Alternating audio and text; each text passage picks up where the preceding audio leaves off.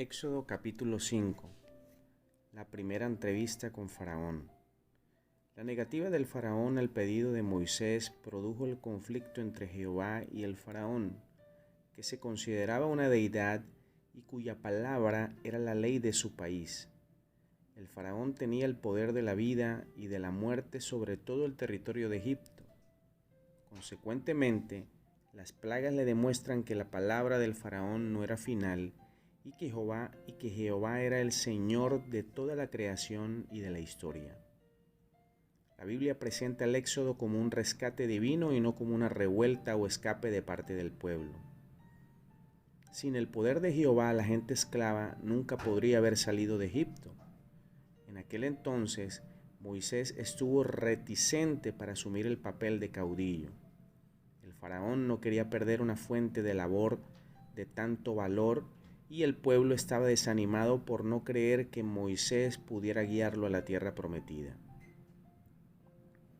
En medio de todo, la fe de Moisés fue probada seriamente al iniciar su ministerio, tanto con la reacción del faraón como con la del pueblo. Moisés y Aarón se presentaron ante el faraón y con la fórmula profética característica de un mensajero dijeron: Jehová, el Dios de Israel, dice así. El mensaje era: deja ir a mi pueblo para que me celebre una fiesta en el desierto. Era un mensaje claro y específico. Debido a que los egipcios consideraban al faraón una deidad, la práctica de cualquier otra religión en su territorio era considerada una blasfemia y estaba prohibida. Así pues, Moisés pidió permiso para tener una fiesta fuera del territorio egipcio, a 3 días de camino, para ofrecer sacrificios al Señor. Si el faraón se negaba, sería una declaración de muerte espiritual para el primogénito de Dios. Así se establecía paso a paso la justicia de la última plaga venidera. Por la decisión del faraón, Dios finalmente apartaría a los primogénitos de los egipcios de su tierra y de su Dios por medio de la muerte. En todo se ve la lógica y rectitud del pedido divino y la justicia de las medidas usadas en lograr la libertad del pueblo.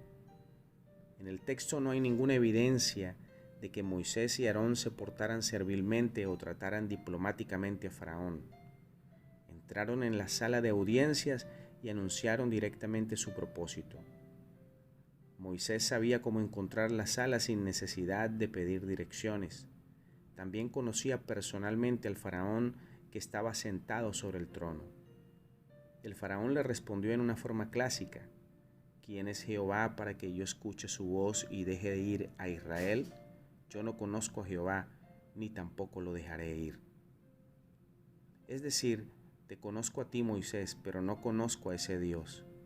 El verbo conocer significa tener una experiencia con Dios.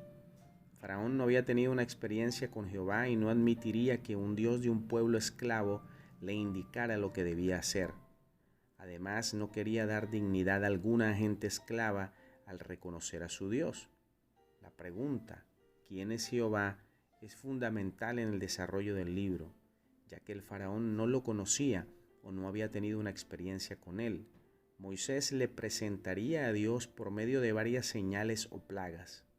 Así sabrán los egipcios que yo soy Jehová, cuando extienda mi mano sobre Egipto y saque a los hijos de Israel de en medio de ellos. Al final, el faraón conoció quién era Jehová. Las plagas llegaron para ablandar su corazón y dar gloria al poder y la autoridad del Señor.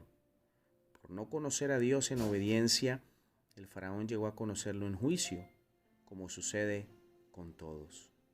El faraón no se dejó impresionar. Acusó a Moisés y Aarón de distraer al pueblo de su trabajo y de hacerlo suspender su labor. Suponía que habían llegado como delegados comisionados por el pueblo para presentar una demanda subversiva. Era consciente del crecimiento numérico del pueblo y pensaba que su pedido religioso era un pretexto para suspender sus quehaceres. Con la acusación, el monarca prepara el camino para agravar el trabajo de los hijos de Israel. En vez de responder positivamente al pedido de Moisés, el faraón inmediatamente llamó a los capataces y a los vigilantes y les mandó agravar el trabajo del pueblo. Los capataces eran los superintendentes egipcios de brigadas de trabajo, responsables de la dirección de labor y producción de los esclavos.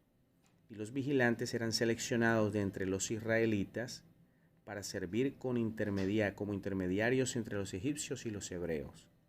Eran responsables de satisfacer las órdenes de sus amos. Sobre ellos recaía cualquier castigo por no cumplir las cuotas asignadas de trabajo, y además representaban a sus conciudadanos ante el faraón. El faraón retiró la provisión de paja para los esclavos y en adelante los israelitas tendrían que recogerla por sí mismos sin reducir la cuota de producción. Los acusó de que por ociosidad pedían permiso para tener un feriado religioso para hacer sacrificios a su Dios. Su respuesta fue: hágase más pesado el trabajo de los hombres para que se ocupen en él y no presten atención a palabras mentirosas. Desanimado, Moisés llevó el desastroso problema a Dios. Era su primer contratiempo y no lo había esperado, pero en vez de rechazar su misión y abandonarla, buscó dirección divina. No se justificó ante los suyos, sino que acudió al Señor y le preguntó: ¿para qué me enviaste? Él sentía una vez más el rechazo del pueblo y pensaba que había sido abandonado por Dios. Desde su entrevista con el faraón, en el nombre de Jehová, las cosas habían empeorado y Dios no había librado a su pueblo. Asimismo, el Hijo de Dios vino al mundo con propósito de salvarnos y redimirnos. Estaba consciente de lo que iba a hacer por nosotros. A diferencia de Moisés, que fue sembrado de dudas, el Hijo de Dios estaba claro, estaba consciente y seguro de lo que estaba haciendo por nosotros, y llegó al final de su obra con el fin de darnos la salvación a nosotros. Nuestro corazón debe ser agradecido, y hoy y todos los días levantarse mirando hacia el Señor y diciendo: gracias, Señor, por habernos salvado.